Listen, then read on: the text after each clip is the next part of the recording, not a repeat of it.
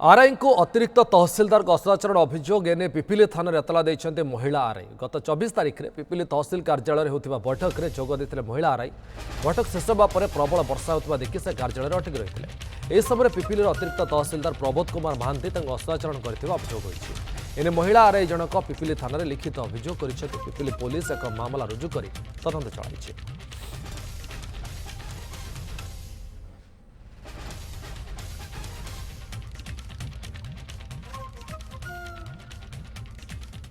पापू बेहरा आम सहयोगी पिपिलू सीधासल आम सहित जोड़ी होती। पापू प्रकृत में कौन घटना कौन थिला?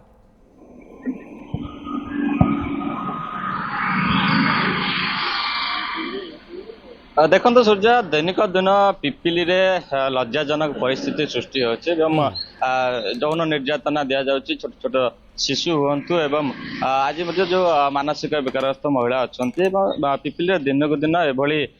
दुष्कर्म बढ़िबार लगुवा बेले आज आउ एक चांचल्यकर और सांघातिक घटना सामना को आसी अर्थात पिपिली तहसिल रे जो रही 23पुर पंचायत आरआई रही आरआई को तहसिल ऑफिस रे ही अतिरिक्त तहसिलदार द्वारा असदाचरण करा जायथिबार गोटे संगीन अभियोग होइछि। जेतेबेले आरआई जनक अभियोग मुताबक आरआई जनक पिपिली तहसिल को एक मीटिंग पे आसथिले मीटिंग रे बसिथिले एवं मीटिंग सरला परे बाहर हुए जेहेतु वर्षा लगी रही से वर्षा से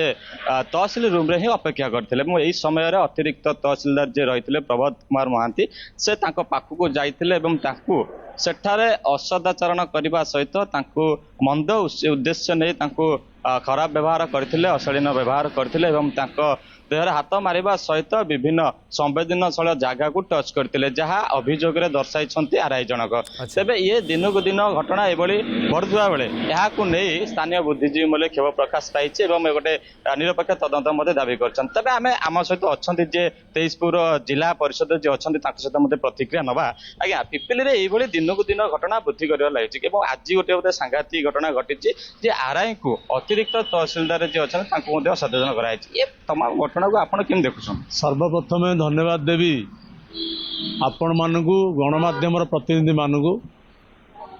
पिपिली दिन को दिन गणदुष्कर्म एवं बलात्कार आज छोट पिला भी गाँ दांडे बुलवा सुरक्षित नुहे लज्जाजनक परिस्थिति सृष्टि होइछि। नुआ सरकार आसीबा परठारु प्रतिदिन पिपिली एवं डेलांग अंचल रे किछि ना किछि घटना यही गणदुष्कर्म हो नाबालिका दुष्कर्म हो एवं बलात्कार हो सबुदिन किछि ना किछि घटना घटुची एवं विशेष दुखर विषय गत काली मानसिक विकारग्रस्त को भी जड़े अपराधी छाड़ी नाहंती से भी दुष्कर्म होइची जहाँ मोरी जोन रे आउ एक लज्जाजनक घटना पिपिली रे घटुची एवं शनिवार दिन जहाँ मो विशेष सूत्रु खबर पाइली एवं थाना रे इतला होइची गत शनिवार दिन आम 23पुर आरआई मो पंचायत मो जोन रो आरआई जाइथिले मीटिंग को